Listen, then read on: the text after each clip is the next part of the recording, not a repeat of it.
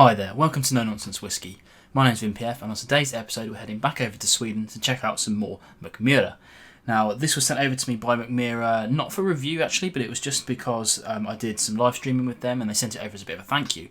Of course, I'm reviewing all bottles that come my way, so it's getting reviewed, and hence the reason why you're probably seeing paper motion up here, because YouTube's rules say that I have to put that if I'm given something for free. I'm essentially never directly paid for these things, but that's what that paper motion thing you're seeing means in general. Moving back to this whiskey over here, this is one of Mackmyra's seasonal range. This is something that comes out twice a year, and they change the whole kind of ethos of it. It's all kind of very experimental, very interesting cask choices or whatever they're doing to them. All very different, but they've all got a kind of theme, let's say.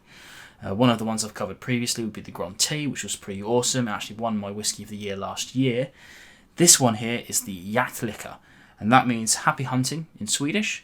And it's all about a kind of autumnal celebration of like berry picking and things like that. Now, I'm a little bit late to the party on this one, although I was given this a little while ago now.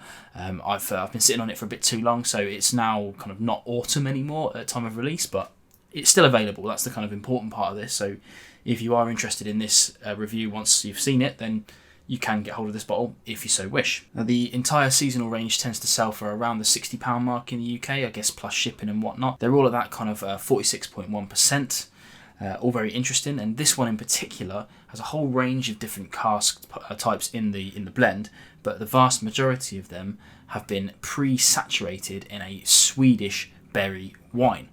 Similar to what happened with the Grythyttan, that was a kind of like they made a kind of mixture of sherry and green tea and saturated the casks with that.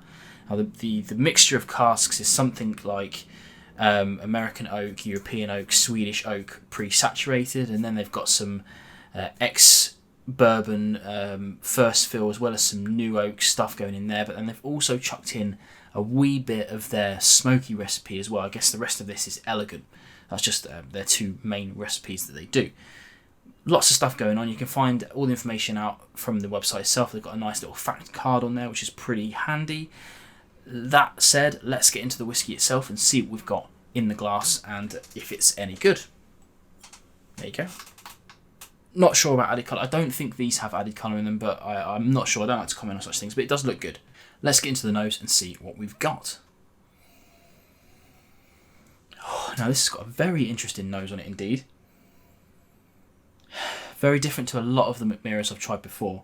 It's very herbal in nature. There's definitely some kind of mixed herb vibes going on there. And for me, I get a touch of aniseed in there as well. That's on top of the kind of normal things that you're getting from a kind of general American oak style things, those extra vanillas coming in. Very interesting indeed. Let's try on the palate.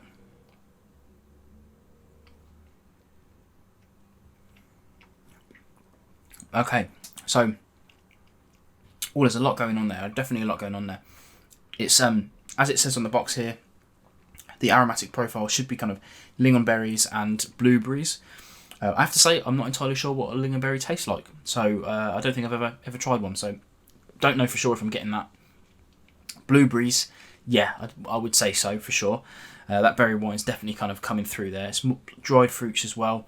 There's not really any kind of main sherry influence to this, but there definitely are some dry, fruity elements coming through, little bits of raisins, sultanas, that sort of thing.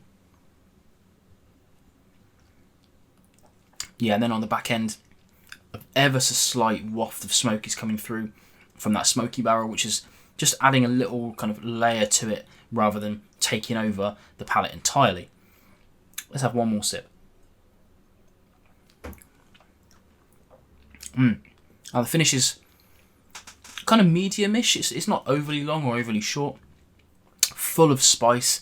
There's extra little bits of smoke coming through a little bit there as well. Really flavourful. Something really nice to chew on. Isn't overly sweet. Isn't overly sour. It's just a really nice whiskey, actually. Really nice whiskey. So at the end of the video, I tend to do this kind of like summery vibe about it, and that's a kind of a value on the whiskey. Definitely valued very well. You know, it meets the criteria of the seasonal range exceptionally well. If I was like gun to the head, it's not as good as the Grythyttan or even the Swedish and American version that they did, but I haven't tried all of the seasonal range yet. I've got a couple of samples up here. You may just be able to see them there if you've got good eyes. The Vintersol and such, what I haven't actually tried those yet, so I don't know where this fits in the range, but it's still a good quality whiskey and it still impresses. If you're a fan of Mackmyra in any way, I don't think you'll be disappointed in this.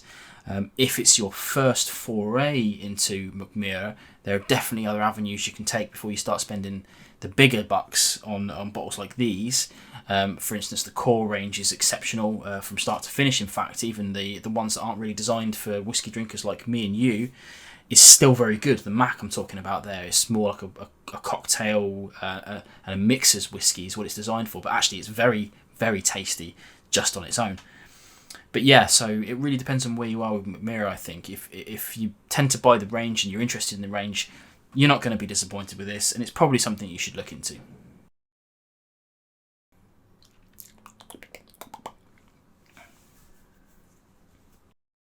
Things, but it doesn't. Oh, shit.